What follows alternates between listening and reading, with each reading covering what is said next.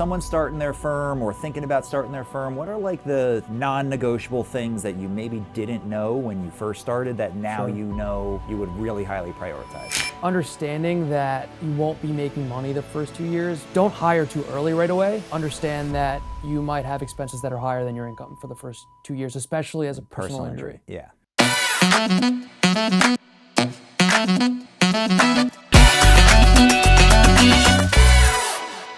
Hey everybody, thank you so much for joining. Today I have a very special guest, my good friend Alan Kaplan, an attorney, an entrepreneur in the Philadelphia area. Alan started his firm at the exact same time that I started my firm, and we've been friends since.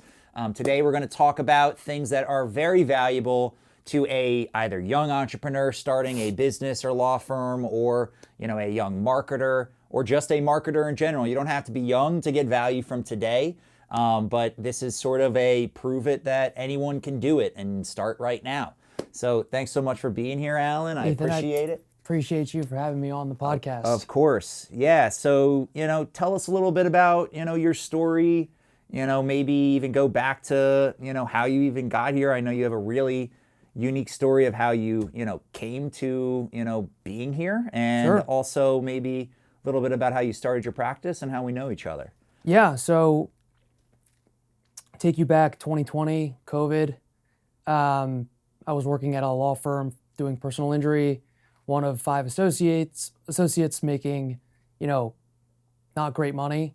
And I didn't love doing the work for somebody else because I knew it was tied to money and the fact that, you're working for somebody else, you're not getting the value that you want. I started getting frustrated that I would bring in clients and I wasn't seeing the money to bringing in clients. So I said, I want to run my own law firm, do it myself. And I think my brother had a big part of that. He's an entrepreneur. He told me, he would always be like, yo, Alan, do your own thing, do your own thing, do your own thing. And I always didn't really trust him. And I didn't even trust myself that I could do it. But in 2020, I took the leap. In 2021, I incorporated, started my own law firm. And then, funny enough, we met at a conference like right after I quit, and we kind of talked about the fact that we were starting our own firm, starting so young, and that really honestly helped, get it started. And then, come 2021, incorporated, and then started a personal injury law firm in Philly, Jersey, helping clients who get injured. So yeah, that's kind of how it started. Pretty crazy. Nice. So How old were you when you started your firm? I was 30 now, 4 years ago. So 26, I think 26. For a lot of people who are listening to this, they may be 26 in their first or second year at that law firm they thought they wanted to work for, right out of law school. I know the firm you used to work for. It's objectively a very good firm. What, got you to realize, like, I know I can do more or provide more value by leaving? Yeah, I definitely, when I first started working there, that's what I wanted to do. But then once I realized, especially in personal injury, the name of the game is client acquisition. And then I started getting that. I started getting a few clients. And then my salary didn't really go up from that. And I saw the amount of money that the partners of the firm were making from that. And I realized, it makes sense to focus on client acquisition rather than being a really good lawyer. And I know that might sound a little bit, I don't know, it might sound bad to say, but for me, it made sense to start thinking about as being a business owner and learning business rather than learning how to be a great litigator, right? You need, depending on what you're valuing, you might want to focus on being a great litigator. But for me, I realized that client acquisition was where I wanted to be. Yeah. When I interned for Eisenberg Rothweiler, when I was in law school, one of my mentors there said, if you can generate cases, you can generate oxygen. And, what you're talking about is exactly to that. And something else that I think is really important for lawyers or entrepreneurs listening to this, we didn't learn how to start a law firm when we were in law school. Yeah. So, for those of you who are listening to this right now thinking, hey, I'm thinking about maybe starting my own, or I did just start my own and I don't know what the hell I'm doing, Alan is proof that just starting it is starting it. And, what would you tell to somebody who's sitting on the fence? Maybe they are sort of happy or unhappy in their current job, why should they take the leap and listen to their gut? Honestly, taking the leap is difficult, but I promise you, once you take that leap, once you finally decide to do it, even though you might not have the best plan afterwards, taking that leap will get you to where you want to go. Because if you never take that leap, you're never going to get to where you want to go. I think working as a lawyer, you're kind of like at a law firm that you didn't start. There's a barrier to how much money and success you can have. But if you take that leap, there is no barrier. There's no ceiling for the amount of money and success you can have. So you're kind of creating that once you take the leap. And if you don't take the leap, you can't create it. Yeah. Something you also talked about is how important it is to learn how to run a business compared to just being a lawyer. Yeah. So, explain, I guess, to the audience, what are some things you were unprepared for that now looking back, maybe you're better at today than what you were when you started it, that are wearing the business cap, having, nothing to do with the lawyer cap? Honestly, from the jump, I had one of my better friends from law school who does contract stuff help me create my LLC. So from the jump, I was kind of learning how to create an LLC, which is the first step. But once the firm started getting clients, I had to figure out, okay, the finance side is something that I don't know anything about. All right, how do I manage this while also being a lawyer, while also trying to get cases? Figuring out different ways to get clients was also important. I know that, you and I have the marketing side down at this point, but in the beginning I didn't have that for sure. Just trial and error. Trial and error for sure. I mean, I think the amount of different types of, whether it's organic or non-organic social media stuff that we did or I did, failed a lot. I mean, you started on TikTok really early, and I remember seeing you on TikTok, and then I became on TikTok, and I failed pretty miserably in the beginning, and then you kind of figure it out. And that kind of happened in the business sense too. You figure out how to hire, you figure out how to create systems, you figure out how to get a case management system for your clients. It makes sense once you've failed. Yeah, I mean, something that I think is really embarrassing for lawyers, or what they think might be embarrassing, is failing publicly in front of everybody. I know for a fact I have tried things and failed horribly publicly in front of my peers, and yet, we're still moving today. So what helped you get over sort of the, I'm going to try this, it's going to work, and it's going to go great, I'm going to get a bunch of clients, or it's going to fail, and I'm going to embarrass myself, and just keep going? I don't think anything prepared me to fail. I think I was always scared to fail, and that's probably why I didn't initially start my own firm from the rip. But I think social media, because I started social media before I quit. And I think failing on social media before I quit my law firm, the law firm that I worked at, helped me realize that failing's okay. And I think failing on social media first allowed me to grow confidence in myself, allowed me to not care about what other people thought. And I think those two things allowed me to create my firm without worrying so much, knowing that if I failed, they'd be okay. Yeah, I think lawyers in particular were really concerned with being viewed as a good lawyer. Yeah. And, practicing law the right way. Yeah. In my opinion, I think generating cases is practicing law. You're helping people at scale, you're answering questions right away. So for me to get over the fact that old school lawyers call me a fake lawyer, I had to get over that. What helped you get over some of these things that we, get judged by our peers with? You know what? I think I was okay with, because I didn't want to be a litigator. I don't want to be the one taking depositions. I don't want to be the guy going to trial. I respect those people. Those people are, as you call them, brain surgeons, but I don't want to be a brain surgeon. I didn't want to do that. So I felt okay with not being good at being a brain surgeon, because I didn't want to be a brain surgeon. Mm-hmm. So I knew that I didn't want to do it, so I felt okay not being good at it and just focusing on what I wanted to be good at. So, let's shift a little bit. So for those listening today, go follow Alan on all of your social medias, TikTok, Instagram, Meta. He puts out content there and has a bunch of content out there. Let's shift gears to how we really started becoming, good business acquaintances and friends in the space. Sure. technically we're competitors. And that never stopped us from sharing ideas and sharing concepts and helping each other grow. Why is it okay to collaborate with competitors like this? Honestly, probably karma, if I'm being honest with you. I only work with people that I like, and that was really important. I think you might have taught me that, honestly. And I think we liked each other from like a social perspective, and we were like, it doesn't matter if we're competitors. I think we can work with each other because we like each other and we're going to trust each other, and good things will happen for both of us if we do those things. So the fact that we were competitors I didn't care because we liked each other and we knew that we could both positively impact each other for sure. Yeah, I mean, I think an abundant mindset has really helped me.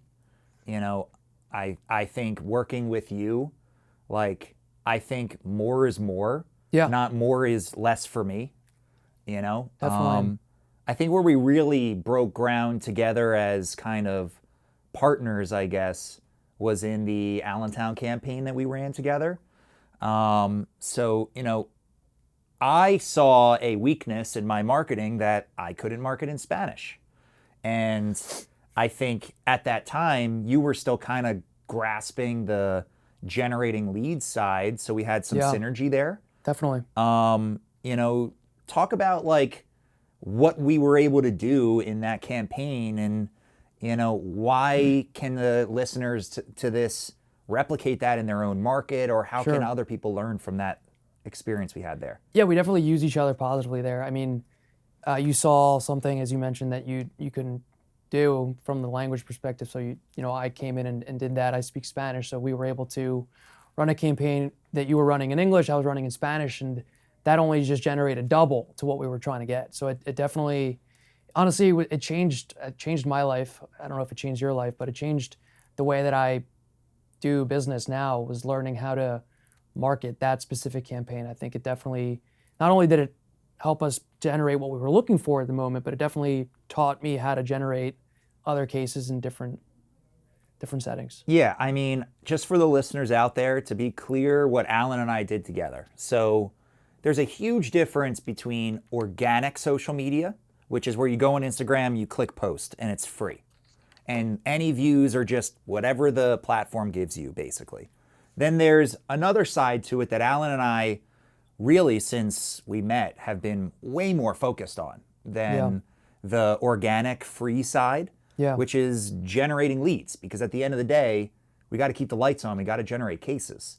And organic social media, as I'm sure those out there who have tried it, it's very, very hard to generate leads from organic social media. So, why should people pay attention and learn themselves how to run their own ads?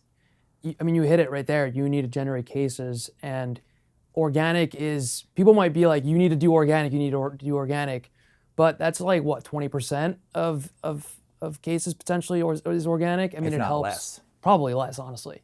And I mean, if you're focusing on lead generation, organic is great to a certain point. Mm-hmm.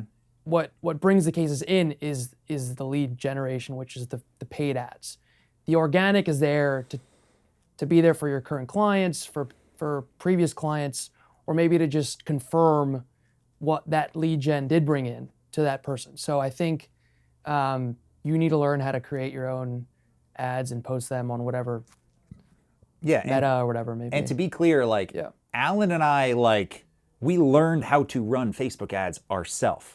Alan and I would actually go into the ads manager, set up ads, and click post, set our own budgets, edit the copy, edit the creative, and I can't underestimate how important it is to actually do it yourself and know how it works. Oh, I mean, that is if you're starting out, you should learn how to do it, and then you can delegate. Because if you don't know what you're doing in there, and if worse, if you hire someone to do it, you won't know if you're succeeding that well. I mean, you might, but it might be harder for you to figure out and gauge what's working, what's not working.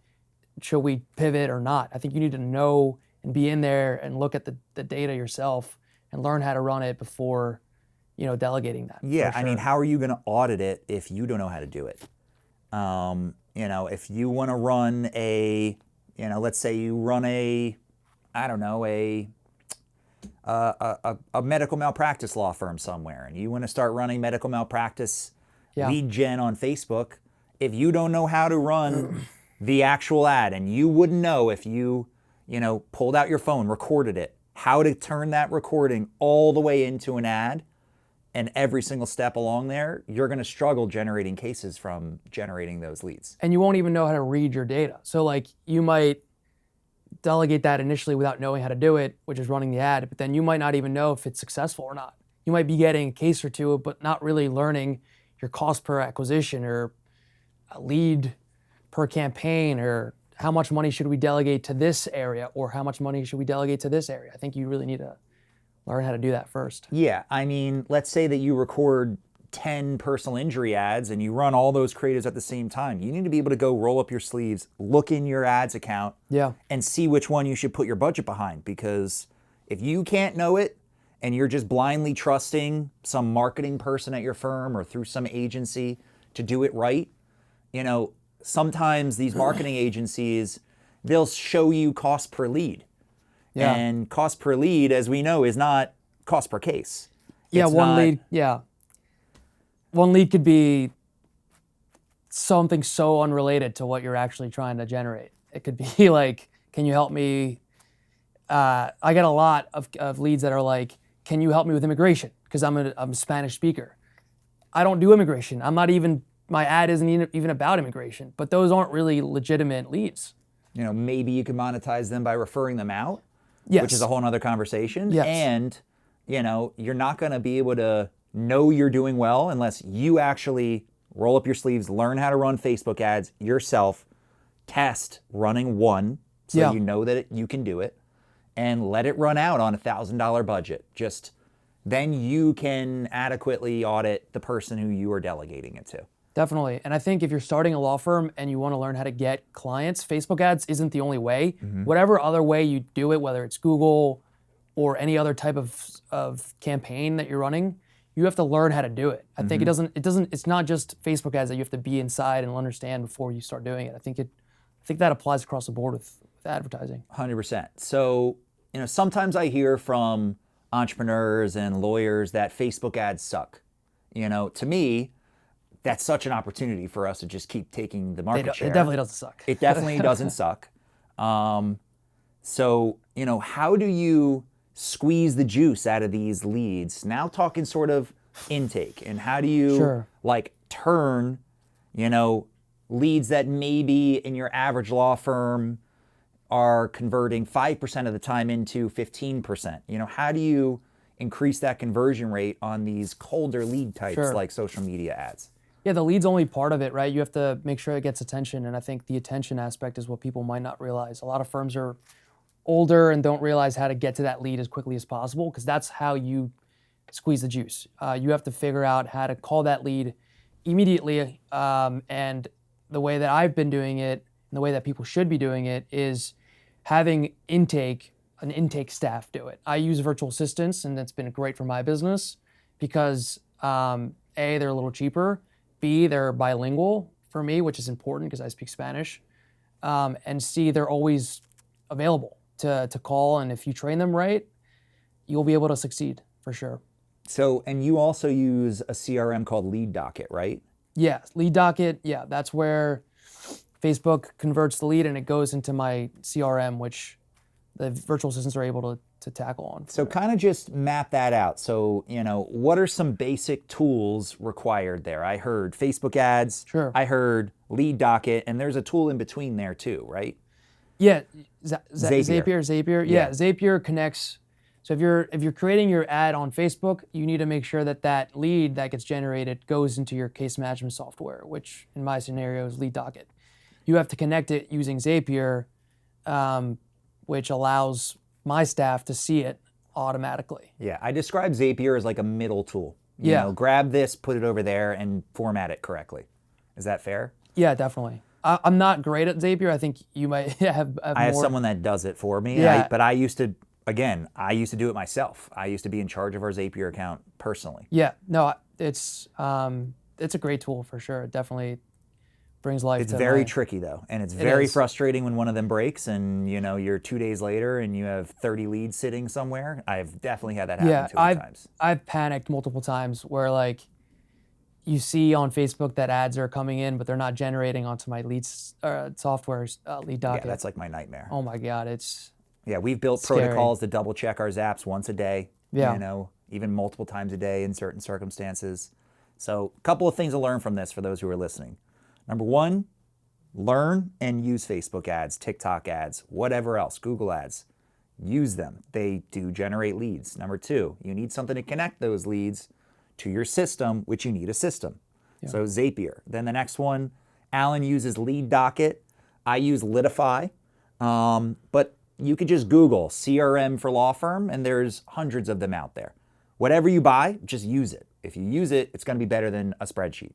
It's definitely worth the money too. Yeah, and this gives your people a place to do their work too. So kind of describe how that actually works in Lead Docket. Yeah, once it gets into lead docket, it shows up as an opportunity, which means that my staff is able to then contact those people, because when they come in with a phone number, an email, and a little description of why they're coming to us, and that gives us enough information to reach out to them to try to convert that. If it's a motor vehicle accident, it'll say, I've been injured in an accident, whatever. And then our team calls them with the number that they provide us, and then hopefully we get them. And if we don't, we have systems in place to continue calling. And that's kind of like how we start with that lead. So how many times do you follow up on your leads before you give up?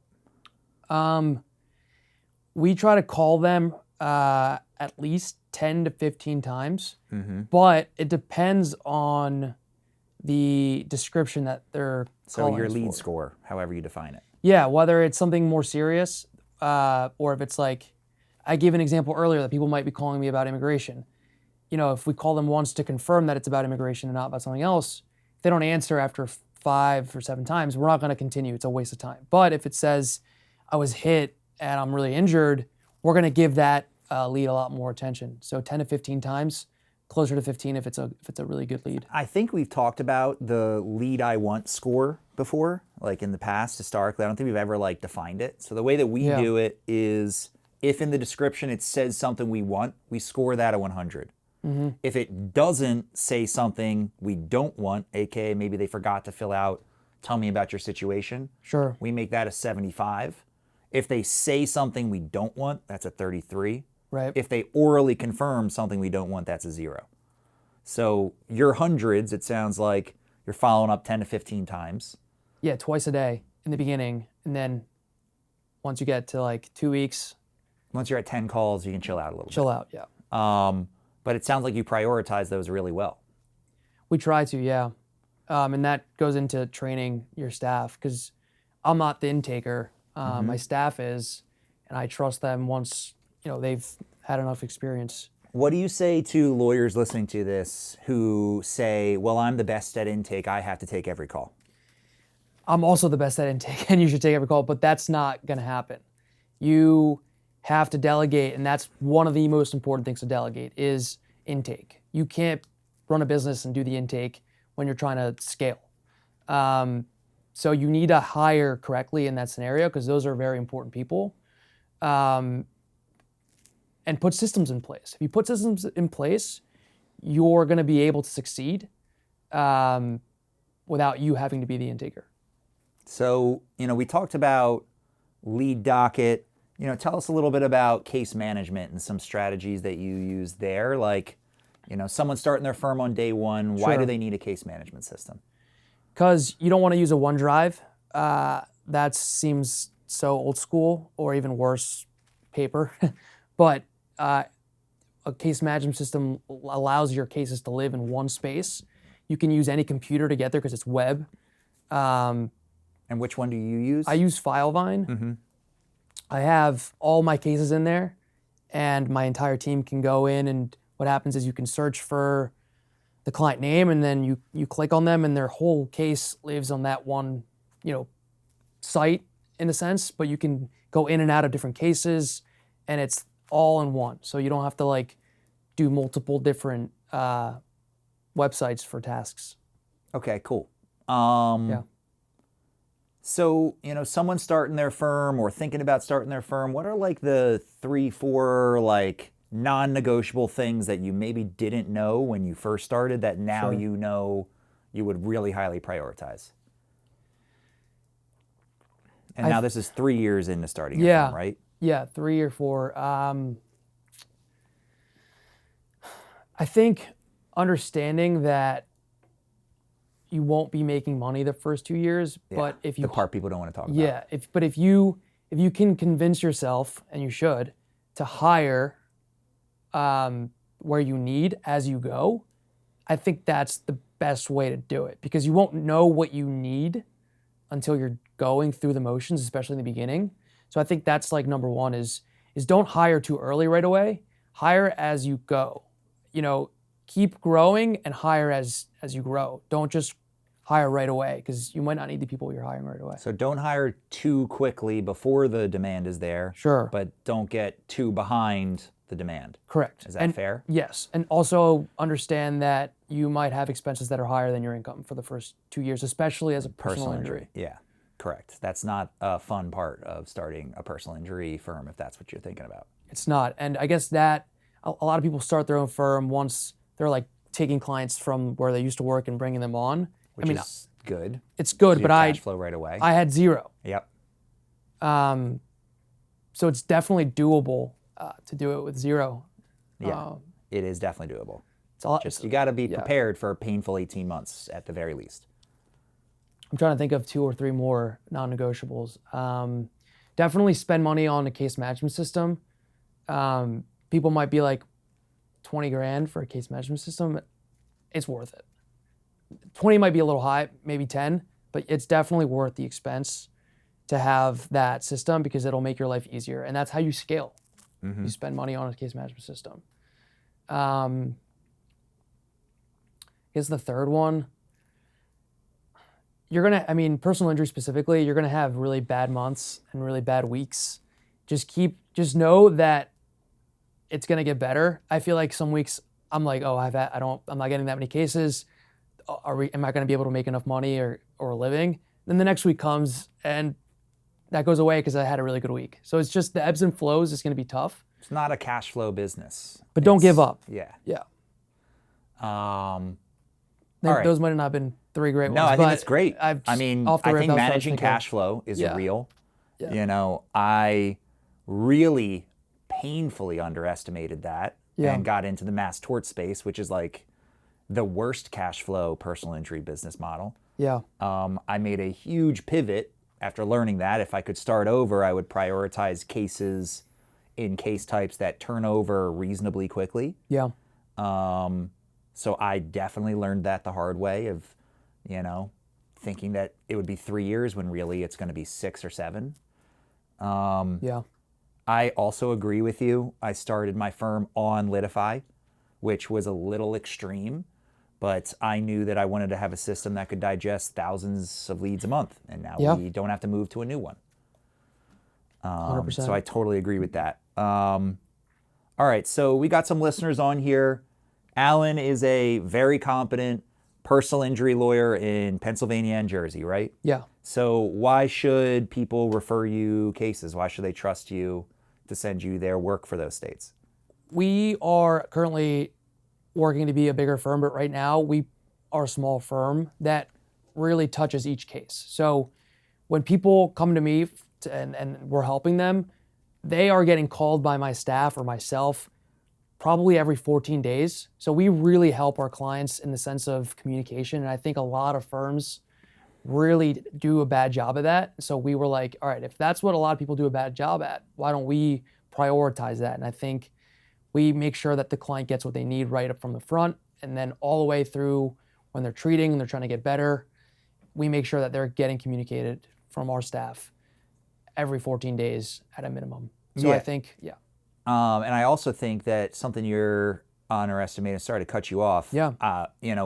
Alan is one of the very, very few bilingual attorneys in Pennsylvania. There just aren't that many of them. Yeah. So, if you have a Spanish-speaking client, Alan might be one of the best places to send that case to.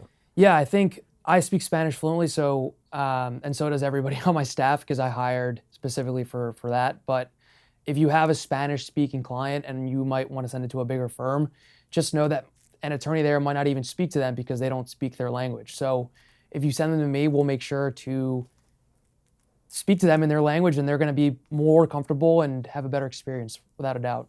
So, Alan's information will be on here if you want to connect with him. I'll make sure it's easy for you. I guess, let me think here. Anything else on the operations, staffing, or just advice side that you want to leave our listeners with? I think don't give up definitely is really important. The ebbs and flows is real. Try to initially find ways to save some costs. And I think, obviously we use your VAs, virtual assistants, and that's been really great for us because it saves us costs, and they're great at doing what we're training them to do. And I think that's a great way to start a firm, is incorporating virtual assistants. Definitely, in my opinion, a way to scale, but doing it right. Well, I brought Alan on here because he's my friend. Yes, he has used our services for a long time now, and he's here because he's my friend. But in terms of the future, where's the future of Kaplan going? I want to keep growing. That's definitely something that I want to do. We didn't really get to talk about it too much, but I refer a lot of cases out too that are out of my wheelhouse. I'm not afraid to say when I can't handle something. I can handle the motor vehicle premises cases, dog bite cases, but I am not a brain surgeon, so I can't handle the bigger cases. Med-mal. But I want to grow on both ends, referring out cases to the brain surgeons who can handle those cases, and then also grow my own firm that handles motor vehicle premises and dog bite. Nice. Definitely. Well, I believe in you. I think you got this. Thank you. And, I envision the future of both of our firms working together into the future, and I hope we, continue the partnership. But more important is just staying friends and having each other's back. So, yeah, man, 100%. I appreciate you having me on here. This is great. For sure. Well, for those of you who are listening today, there will be an easy way to get in touch with Alan if you want to directly communicate with him. I hope that you enjoyed today's show. If you are thinking about starting your own business, taking the leap, starting your own law firm, taking the leap, we are both proof. I am 32, Alan is 30, and we both run functioning businesses in the personal injury space. It is possible. Just take the leap and give it a try. Thanks for being here today, man. I appreciate it. No, of course. And that's a wrap.